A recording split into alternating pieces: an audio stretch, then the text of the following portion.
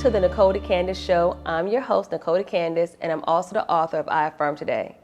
As a self-care coach, I get inspiration by working with people and getting them to see their full potential. And just knowing that wellness is when you're whole, mind, body, and soul. And today we have a few topics that we want to discuss. We're going to talk about, are you mentally ready for success? How to get started, tips to mental readiness, and the challenge. Do you have a routine to start and end your day? When I think about myself, I had no routine at all. I would fall asleep on a couch, in a chair, wake up, go to bed, nothing be prepared. I wouldn't have my clothes laid out, food ready for the next day. I would wake up crazy, scrambling, late, nothing in order. And then I realized that I need to have some type of routine because that's why my life was so chaotic and crazy. And when I realized that, hey, Nicole, you are from the dust, you're from the earth, and, we're supposed to have some type of rhythm and natural balance about ourselves because we're just like how it is in nature. So you have daytime and nighttime, you have your seasons, and there's a flow and there's a certain pattern to things. So when we don't have that pattern in our own lives, it's because we're going against what it is that we're naturally supposed to be, which is harmonious. And having a routine makes us harmonious. So I had to get myself together. So now I do have a routine, and I think to myself that having that routine is what makes me successful. And then we want to talk about, are our spaces around us cluttered, especially do we have mental clutter? And when the quarantine first happened, when they closed outside and we had to be locked up, I started looking around my space and I was like, your office makes no sense. You have stuff in there that's old that needs to be thrown out. It was just a hodgepodge, a collection of foolishness. So I had to go through my office and declutter it because if I had to be working in that space every day, I needed to make it functional. So of course I gave some things to Goodwill, threw some things away, organized, brought some things from Michael's, those little organizational boxes, and now it's a functional space. And, having things around you not cluttered. And as a woman, one of the things we like to have cluttered is our car. My car is a complete nightmare, but we're not even going to talk about that. We're not going to talk about how crazy my car is. But, just looking around and saying, if my space is cluttered, that means that somehow on the inside, psychologically, there's something that is cluttered and maybe there's something I need to take care of because I know that our outside represents what's going on our inside. So I had to kind of say, Nicole, if some of the spaces around you are this cluttered on the inside, there's some things you need to take care of. So I did take the time during the quarantine to get some things together. My car is still a nightmare. However, I do have a functional office. But then when we think about our mental clutter, that's when we have mental fog. And mental fog comes from a variety of things. One thing I do know that it comes from is being uninspired. And sometimes, we kind of lose our way and the things that used to make us light up and smile and glow, we don't have those things anymore. Something has changed, something has happened in our lives. We have tragedies or, problems that come along, there's loss, there's grief, there's change. And, so then we kind of lose our inspiration, we lose our sparks. We have to kind of find that. Another thing that may be a component, of having, having a mental clutter is just not being able to compartmentalize and be able to prioritize our thoughts. Because one thing, I did read, by studying for this broadcast is that we have 6,200 thoughts in a day. That's a lot of thoughts. And if you think about it, if you have all those thoughts rolling around in your mind, how are we compartmentalizing those and putting those in the proper spaces and knowing how to, attack those as we should? So that creates a mental fog. Another thing that creates a mental fog is if we're not well in our bodies. So if you have some type of illness, a sickness, you're battling something, a pain or ache, not addressing those things. And it's kind of hard for us to focus and think when our bodies are not in tune. So we kind of have to look at ourselves and kind of figure out what can I do in order to get the mental clutter out the way as well as the physical clutter in order for me to be successful, because all those things hinder us from being our best selves. what are our thoughts in the beginning and the end of our day? I know that when I wake up in the morning, the first thing I'm thinking about is all the things I got to do. The whole list of I have this to do in the morning, I have this to do in the afternoon, I have to talk to this person, I don't want to do this, I have this to approach. And when we first wake up in the morning, our mind should be fixed on just being grateful and having just space to kind of think and just breathe. We shouldn't be focusing on all the things that are coming across the television or what's going on social media. We really need to kind of just take that moment in that space and time to breathe, take it all in, just sit in silence. When we think about our lives, they're so noisy and so busy and, just so much movement that the first thing that we really need to do is just enjoy the fact that in this space and this time, at this moment, I can be quiet, I can be still. So, that's something that, I try to do. And then I start thinking about the things that I'm thankful for. So what am I thankful for? I'm thankful that I'm awake. I'm thankful that I'm employed. I'm thankful that I have my health. It's those types of things. And then at the end of your day, what happens is that you plop in the bed and then you start to think of all things that you didn't do right, all the things that went wrong, all the things that you should have done, all the people that you should have cussed out, all things. All people you did cuss out, you probably shouldn't have. You start thinking about those things and you're like, oh gosh, that was crazy. I should have done that. But when you end your day, you need to end it with thinking about how things did go well, what did go right, and being grateful. Once again, tying your day back up to being grateful. I think about yoga and how yoga has, how yoga has certain poses for the morning and then different poses for the evening. So it's like, it's cyclical, it's a balance and you should begin your day the way you end it. So if you begin it being thankful and having gratitude on your heart, you should end it that way with peace and go to sleep and rest in that and not think about, all the things I did wrong because, tomorrow has its own set of challenges and circumstances that you can face.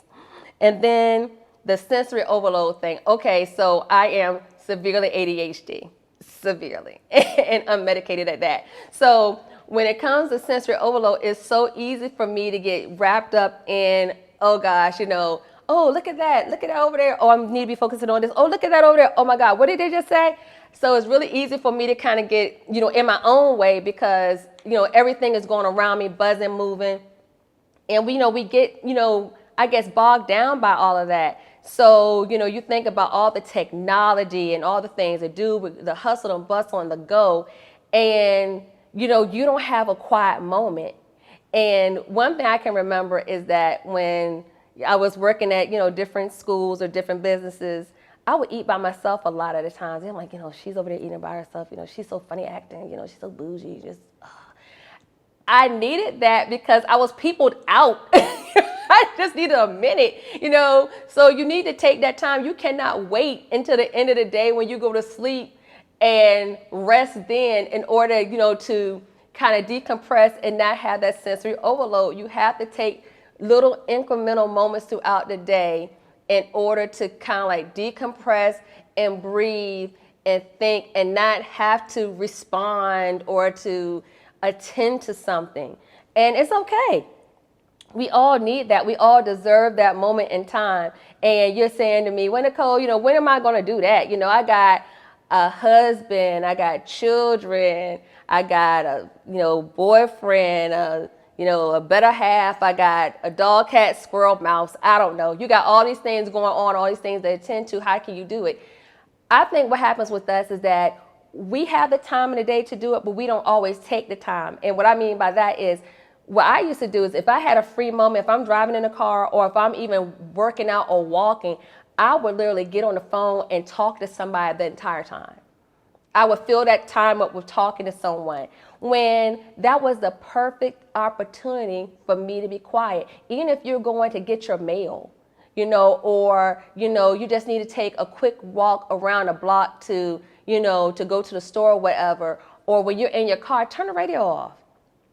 just kind of, have that silent moment to be in your thoughts. But I think sometimes, this is another topic for another day. Sometimes we're kind of afraid to get in our own thoughts because that's when we sometimes get flooded with a lot of negative thoughts and we don't know how to combat those. So, that can be a topic for another time, but we do need the time to decompress so that we're not so overloaded by what we're being inundated and hit by all the time.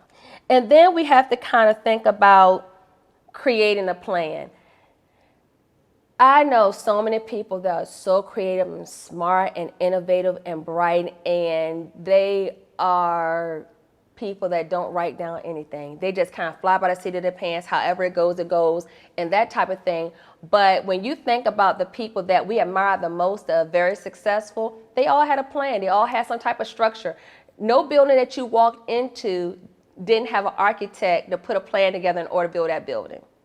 When you think about all the marvels that we have when it comes to cell phones, cameras, lighting systems, computer games, things like that, all those start out with some type of plan. So even when it comes to your own life, you have to have a plan. You have to have a structure because you have to get those thoughts and those ideas out of your head, out on paper. And a lot of us, we skip that part because it requires so much work to write it down. And then we started to think about all the things we don't have to get that plan underway. Like for instance, when it came to me writing my book, I had all these ideas of what I wanted to do. And I was thinking to myself as I wrote the thing out and I was using my own affirmation process to do it, I thought to myself, Nicole, where's this money coming from?